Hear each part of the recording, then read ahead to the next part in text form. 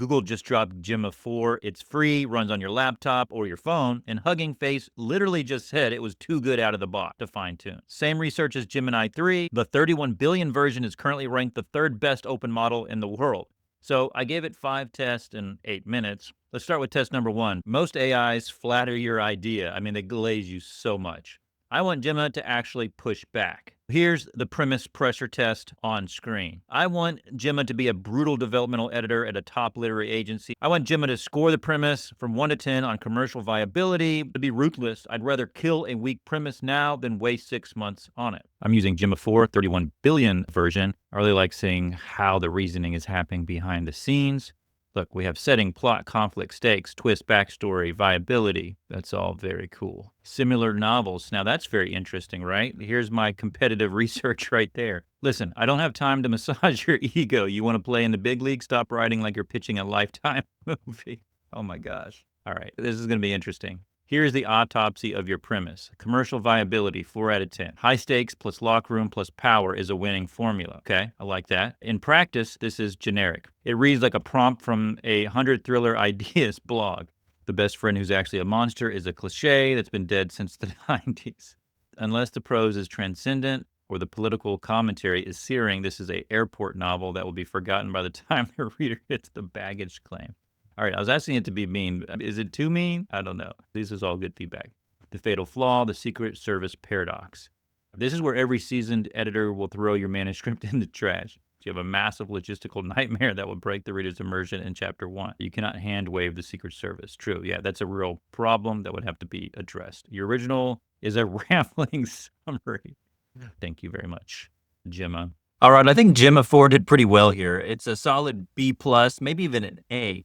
That it actually pushed back instead of just praising me and glazing me is rare for any models, much less a local free model. Test voice cloning. I'm going to paste in 3 paragraphs of my own writing and ask Gemma to extract my voice as a usable style guide. Someone literally asked me the other day how to do this. Here is one example. I have Gemma 4. We're in Olama using this now, just to show you different ways that you can use this family of models. Some smaller, some larger, and better at reasoning, but they're all good. And here is Gemma's response. Keep in mind, I didn't ask it to be brutal this time. It's probably being overly nice now, just like it was overly mean before, but I'm gonna take it because my fragile ego sometimes needs compliments.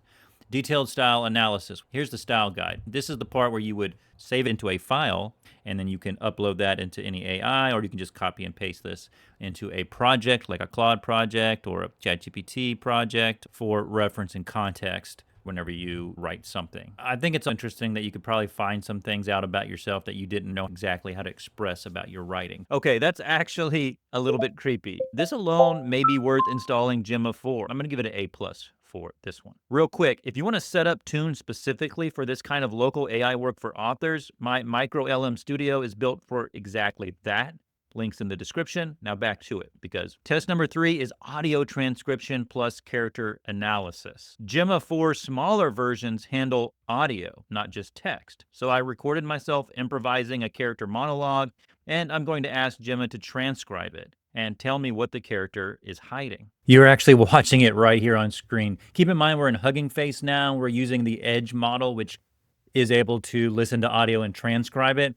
Pretty amazing. Look at what we're getting. That's a free local model listening to my voice and analyzing subtext. I genuinely didn't think we'd get this A+ for me. Okay, test number 4 is prose with a band list. Here's the prompt. Okay, we've started. I always like looking at the thoughts. So we have the instructions here. We have the influences of the writing style that I gave it.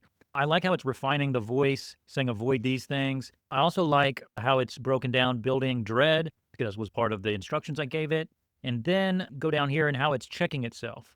It checked the band list, it checked the style, it's self-correcting during writing. So this is actually very exciting to see. Let's collapse that and see the quality of the writing. This is free, and it's honestly blowing my mind. The residents breathed, a slow mechanical sigh of vents and hidden wires. I paced the east colonnade. My boots whispered against the mahogany. Silence here had a weight. It pressed against the eardrums like deep water.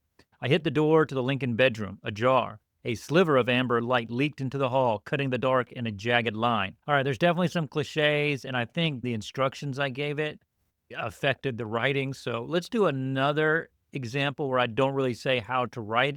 The silence of the White House at 3 a.m. was a heavy artificial thing. It wasn't the silence of peace, but the silence of 1,000 people holding their breath in the hallways. It's a little dramatic, but I do like that it has longer sentences here. President Elias Thorne stepped through the door of the Oval Office, his tie loosened and his jacket draped over one arm.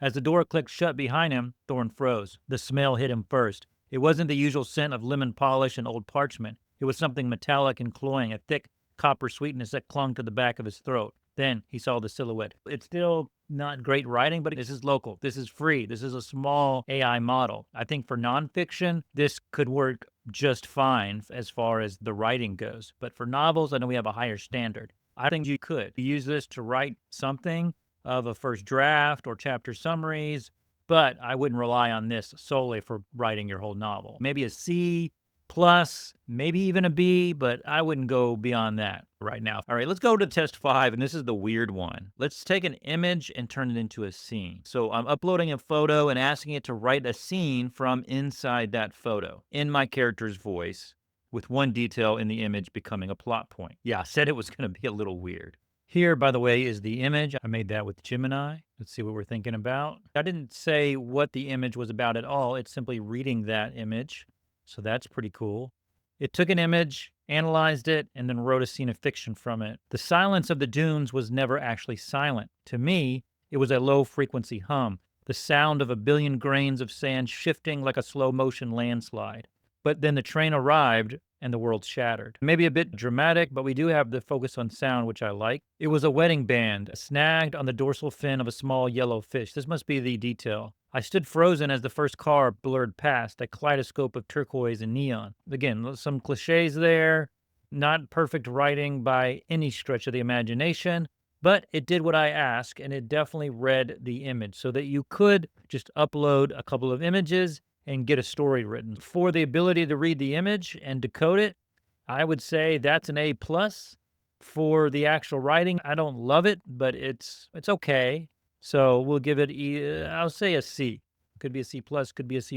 That might be the future of writing tools. A free model looks at the image, writes scenes anchored in your voice and in the character's voice.